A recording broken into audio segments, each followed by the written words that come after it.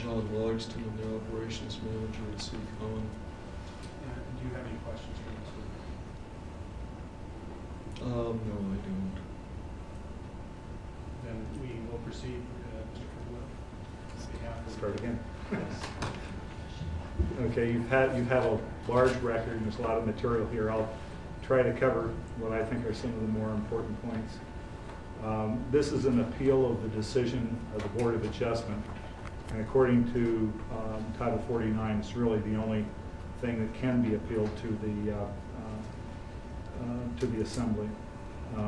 But the applicant, as you've heard, has really focused on a couple of things. One is staff recommendation, and the second is staff's failure to take enforcement action.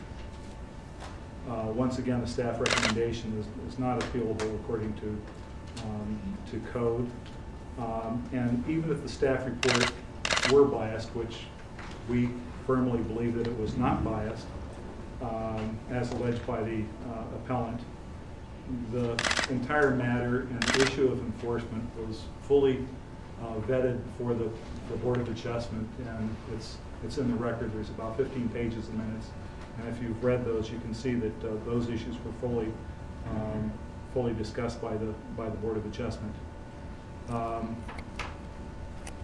The Board of Adjustment also learned that they have no authority to take enforcement action.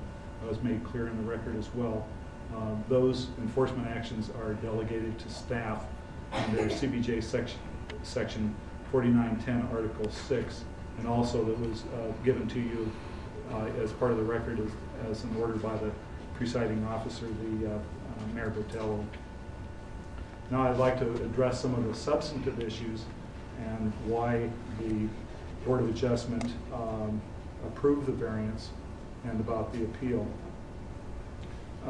If you could begin with some of the photos.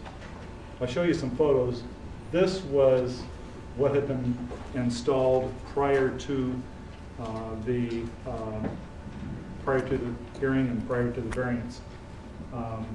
Staff went out there and determined that the edge of the scale was about 44 feet from the ordinary high water of Lemon Creek. CBJ section 497310 prohibits development within 50 feet of the ordinary high water mark of a stream that's listed as anadromous, which Lemon Creek is. So on April 9th, 2007, we received an application for a variance from the 15th. I'd like to read a part of the email from the city manager. It said, "If they refuse and/or the request is denied, then we shall shut them down."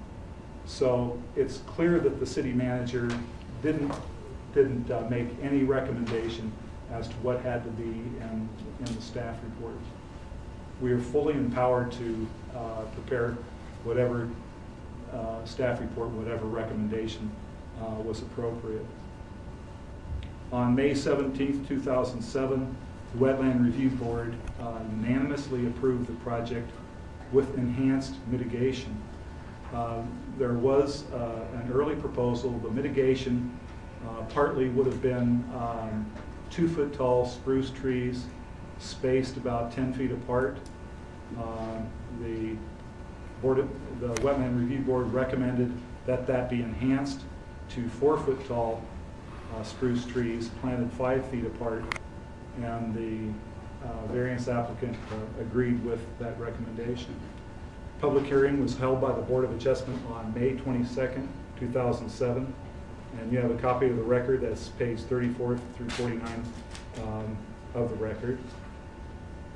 They carefully considered the entire record, not just the staff report, but it included testimony, the staff report, and other materials, and the board deliberated on the issues and made the decision. The decision was to approve the variance. It's included on page 3 to 4 of the record, and it included 12 conditions of approval.